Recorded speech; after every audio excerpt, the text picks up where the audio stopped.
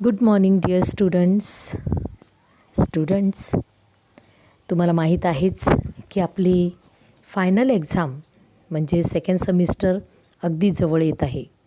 तुम्ही सगळेजण अभ्यासाला सुरुवात केलेली आहेच.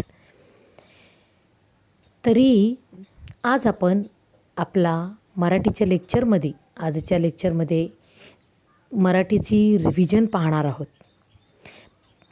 काय पाहणार आहोत तर मराठीची रिव्हिजन पाहणार आहोत, जी रिव्हिजन आपण आपल्या फायनल एक्झामच्या अनुषंगाने घेत आहोत.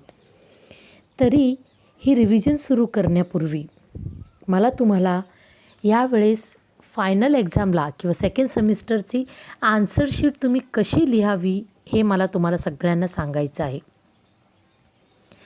स्टुडंट्स, तुम्ही तुमच्या नोटबुकमध्ये, मराठीच्या नोटबुकमध्ये एक्झाम लिहत असताना वरती तुमचं नाव, पूर्ण नाव, त्याचबरोबर तुमचं डिव्हिजन, स्टँडर्ड लिहायचं आहे. आणि नंतर तुम्ही जेव्हा आपली उत्तर पत्रिका म्हणजेच आन्सर्स लिहायला त्यामध्ये सुरुवात करणार, त्यावेळेला तुम्हाला प्रश्नपत्रिकेतले एकही प्रश्न लिहायचा नाही. म्हणजेच काय तर आपण एका वाक्यात उत्तर लिहा, तर बरीच मुलं एका वाक्यात उत्तर लिहिताना एका वाक्यातले जे प्रश्न आहेत ते देखील लिहितात आणि उत्तर देखील लिहितात. परंतु या वेळेला तसं करायचं नाही. किंवा तुम्हाला पॅसेज दिलेलं असणार, आपण उतारा जो देतो परीक्षेला, तर तो उतारा देखील काही मुलं उगाच लिहून काढत असतात. पण यावेळेस मी तुम्हाला अगदी स्ट्रिक्टली सांगते की कृपया कोणीही तो उतारा लिहायचा नाही आणि प्रश्न देखील लिहायचे नाहीत. तुम्ही त्याचे फक्त उत्तर लिहा. परंतु जी आकृती येणार, रिकाम्या जागा भरा, असे जे काही प्रश्न असतील त्याचे मात्र प्रश्नासकट तुम्हाला उत्तरं लिहायची आहेत. त्याचे फक्त उत्तर लिहून तुम्हाला चालणार नाही आहेत. हे लक्षात ठेवा. आणि मग तुमचे जे पर्सनल रिस्पॉन्स आहेत त्याचा देखील प्रश्न लिहायची तुम्हाला काहीही गरज नाही. पर्सनल रिस्पॉन्स तुम्ही 4 ते 5 ओळीमध्ये लिहू शकता, त्यापेक्षा जास्त नको. आणि तो तुम्ही लिहून घ्या. म्हणजेच पर्सनल रिस्पॉन्स म्हणजे स्वमत, लक्षात येतं ना, तो लिहायचा आहे. त्यानंतर आपण असंच तुम्ही लेसनविषयी म्हणजे पाठाचे उतार्यावरचं करायचं आहे, तसंच कवितेचं देखील करायचं आहे. कविता कोणीही लिहून काढायची नाही. त्यावरती जर एका वाक्यात उत्तरे लिहा, एका शब्दात उत्तरे लिहा. जर प्रश्न विचारले असतील तर ते प्रश्न लिहू नका, त्याची सरळ उत्तरे लिहा. आणि जर एका वाक्यामध्ये सोडून तुम्हाला जर आकृती असेल किंवा रिकाम्या जागा असतील, काही ग्रामर विचारलं असेल, ते मात्र तुम्हाला प्रश्न आणि उत्तर असं लिहायचं आहे. पुढे आपलं व्याकरण येईल. व्याकरणामध्ये प्रश्न आणि उत्तर दोन्ही लिहिणं महत्त्वाचं असतं. तेव्हा व्याकरणातील सगळे प्रश्न तुम्ही लिहा आणि त्या प्रश्नाबरोबरच त्याची उत्तरं देखील तुम्हाला लिहायची आहेत. ओके, हे झालं आपलं सेकंड सेमिस्टर म्हणजेच फायनल एक्झामचा पेपर किंवा आन्सर शीट कशी लिहायची त्याविषयीची रूपरेषा. आता आपण मराठीच्या रिव्हिजनला सुरुवात करूया. ठीक आहे. रूपरेषा, प्रश्नपत्रिकेचा उत्तरपत्रिका कशी लिहायची सगळ्यांना समजली का? तरी देखील ज्या दिवशी तुमचा मराठीचा पेपर असेल त्या दिवशी मी पुन्हा एकदा माझा ऑडिओ मेसेज तुम्हाला पाठवणार आहे, तो तुम्ही ऐकायचा आहे. चला तर मुलांनो, आज आता आपण मराठीच्या रिव्हिजनला सुरुवात करूया. रिव्हिजनमध्ये सर्वप्रथम मी तुम्हाला काही प्रश्न उत्तरं देत आहेत किंवा काही रिव्हिजन म्हणून जे काही आता देईल ते तुम्ही आपल्या मराठीच्या नोटबुकमध्ये लिहून घ्यायचं आहे. प्रत्येकाने मराठीच्या नोटबुकमध्ये लिहून त्यांची आन्सर्स देखील लिहायची आहे. मला सेंड करायची नाहीत, परंतु तुमच्या नोटबुकमध्ये हे कंपल्सरी लिहून ठेवायचं आहे की उत्तरपत्रिका आपल्याला निदान कशा प्रकारे सोडवायची आहे. या ठिकाणी मी तुम्हाला आपला पाठ क्रमांक 10 घेतलेला आहे, ज्याचं नाव आहे आम्ही हवे आहोत का. त्यामध्ये मी तुम्हाला आकृती दिलेली आहे. भिंतीवरील तसबिरीतील जनावरे, म्हणजे भिंतीवर जे काही फोटो आहे त्यामध्ये कुठली जनावरांची चित्र आहेत ते आहे. कोण ते लिहा, म्हणजेच यांना इस्पितळ बघण्याचा योग आला, म्हणजे कोणाला आला ते लिहायचं आहे. माणसाच्या दयाबुद्धीला यांनी आवाहन केले, म्हणजे कोणी आवाहन केले ते तुम्हाला उत्तर म्हणून लिहायचं आहे. त्या ठिकाणी उत्तर हे एका शब्दात येणार आहे किंवा 1 ते 2 शब्दांमध्ये येणार आहे. रिकाम्या जागा हे फक्त तुम्हाला इथे रिव्हिजन म्हणून मी 2-3 रिकाम्या जागा दिलेल्या आहेत. अशा रिकाम्या जागा जर तुम्हाला परीक्षेला आल्या तर तुम्हाला हे प्रश्नासहित लिहायचं आहे. आणि एक गोष्ट लक्षात ठेवा मुलांनो, की तुम्ही रिकाम्या जागाचा फील करता तेव्हा त्याच्याखाली अंडरलाईन करायला विसरता. सो प्लीज तिथे अंडरलाईन करायला विसरू नका. जर तुम्ही विसरलात तर तुमचा अर्धा मार्क कट होईल. त्यानंतर बघा इथे दिलेलं आहे मी एका वाक्यात उत्तरे लिहा. तर ही एका वाक्यात जी उत्तरे आहेत असे जर तुम्हाला आले तर तुम्ही तिथे प्रश्न लिहायचे नाहीत. तर सरळ काय लिहायचं आहे, त्याची उत्तरं. पण वरती लिहा एका वाक्यात उत्तरे लिहा, मग त्याचा नंबर टाका आणि त्याची उत्तर लिहा, म्हणजे मला ते इझिली समजू शकेल. पर्सनल रिस्पॉन्स बघा. तुमच्या आवडत्या प्राण्याविषयी थोडक्यात माहिती लिहा. तुम्हाला हा प्रश्न लिहायची काहीही गरज नाही, डायरेक्ट तुम्ही आन्सरला सुरुवात करू शकता. ओके, हा झाला आपण एका लेसनचं घेतलेला रिव्हिजन. आता या ठिकाणी मी तुम्हाला दुसरं लेसन घेतलेलं आहे, नातवंडास पत्र. या लेसनमध्ये सुद्धा बघा की आपण आकृती घेतलेली आहे. ती आकृती तुम्हाला लिहायची आहे, त्याचे आन्सर्स लिहायचे आहेत. या ठिकाणी फक्त आन्सर लिहिले ते तुमचे मार्क्स कट होतील. चौकटी आहे ते देखील तुम्हाला लिहायचे आहेत. आकृतीमध्ये लेखकाने नमूद केलेली व्यायाम करण्याची कोणती ठिकाणे आहेत ते तुम्हाला लिहायचे आहेत. त्याचबरोबर तिसऱ्या सहस्रकातील, सहस्रकाल म्हणजे काय तर मॉडर्न युग, जे आताचं आपलं युग आहे 21वी सदी. तर त्यामधला परस्पर संबंध वाढवणारी व माहिती देणारी माध्यमे कुठली आहेत. आत्ताच्या 21व्या शतकामध्ये एकमेकांमध्ये माहिती आणि परस्पर संबंध वाढवणारी अशी कोणती माध्यमे आहेत ते तुम्हाला इथे लिहायचे आहेत, त्याची नावं लिहायची आहेत. त्याचबरोबर चौकटी पूर्ण करा. या ठिकाणी चौकटी पूर्ण करा. त्या चौकन करणं जरुरीचं आहे, त्यामध्येच तुमचा आन्सर आला पाहिजे. जर नाही या चौकटी केली तर तुमचे अर्धा मार्क कट केला जाईल. ओके, पुढे पुन्हा एका वाक्यात उत्तरे लिहा. हा प्रश्न या ठिकाणी मी तुम्हाला रिव्हिजनसाठी दिलेला आहे.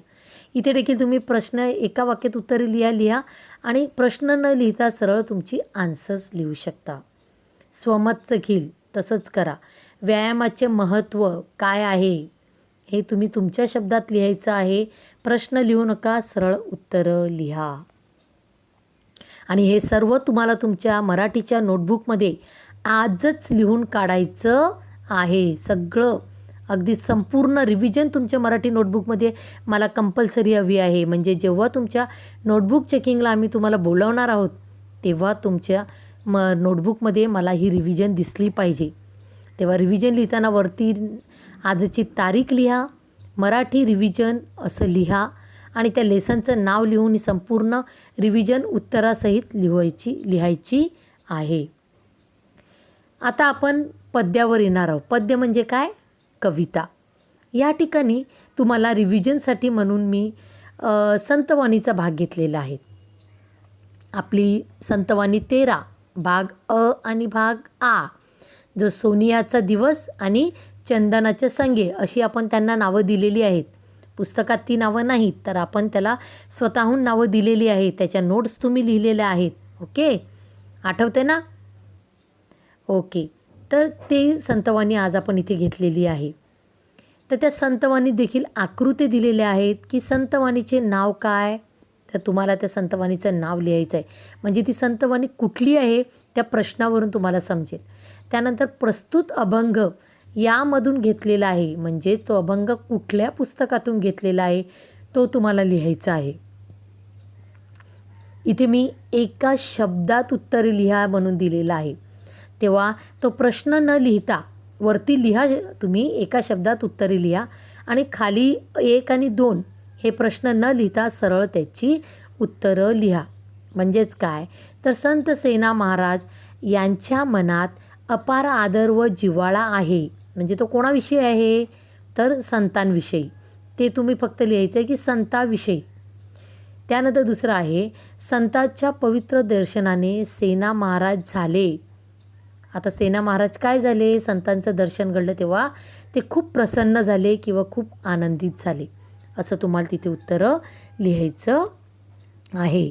हे पद्य किंवा ही कविता देखील तुम्हाला तुमच्या नोटबुकमध्ये लिहायची आहे. पुढे इथे मी एका वाक्यात उत्तरे लिहा दिलेले आहे. 3 प्रश्न दिलेले आहेत. तुम्ही ते 3ही प्रश्न उत्तरे लिहायचे आहेत, प्रश्न लिहू नका. त्यानंतर समानार्थी शब्द, विरुद्धार्थी शब्द हे दिलेलं आहे. हे तुम्ही प्रश्न आणि उत्तरं अशी लिहायची आहेत. ओके. त्यानंतर आपण दुसरी संतवाणी देखील इकडे घेतलेली आहे. त्या संतवाणीत मी तुम्हाला प्रश्न दिले आकृतीमध्ये की संत चोखामेळा यांचे गुरु कोण, त्यांचं नाव लिहायचं आहे. आणि या संतवाणीचे कवी कोण आहेत, त्यांचं नाव लिहायचं आहे. रिकाम्या जागा तुम्हाला लिहायच्या आहेतच. एका वाक्यात उत्तरं आहेत, म्हणजे तुम्हाला काय करायचं ते समजलं. प्रश्न लिहायचे नाहीत, उत्तरं लिहायची हां पण मात्र. आणि समानार्थी आणि वचन बदला दिलेला आहे. लक्षात ठेवा, कधीकधी मुलं पूर्ण प्रश्न वाचत नाही. वचन बदला आहे की वचन ओळखा आहे ते बघत नाहीत आणि एकवचन, अनेक वचन किंवा जर वचन ओळखा दिलं असेल तर वचन बदलून मोकळे होतात.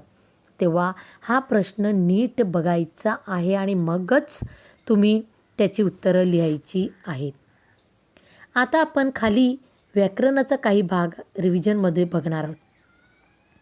मी इथे तुम्हाला दिलेलं आहे की खालील वाक्याचे प्रकार ओळखा. वाक्याचे प्रकार आपले झालेले आहेच, मी पुन्हा तुमची त्याची रिव्हिजन म्हणून घेतलेली आहे. तेव्हा वाक्याचे प्रकार कोणते हे प्रश्न वाचायचे आहेत आणि त्या ठिकाणी त्याची उत्तरं लिहायची आहेत. नंतर वाक्याचे काळ ओळखा. कोणता काळ, 3 काळ आपल्याला माहितीच आहेत. कुठले काळ आहेत, भूतकाळ, भविष्यकाळ आणि वर्तमान काळ. तर ही जी वाक्य दिलेली आहेत त्या वाक्यावरून त्याचा काळ कुठला हा त्या समोरच डॅश करून तुम्ही लिहू शकता. नोटबुकमध्ये तसंच करा, तुम्ही ते सेंटेन्स लिहा किंवा वाक्य लिहा, त्याच्यासमोर तुम्ही डॅश द्या आणि सरळ त्याचं उत्तर लिहून ठेवा. आता पुढे आहे अधोरेखित शब्दांच्या जात ओळखा.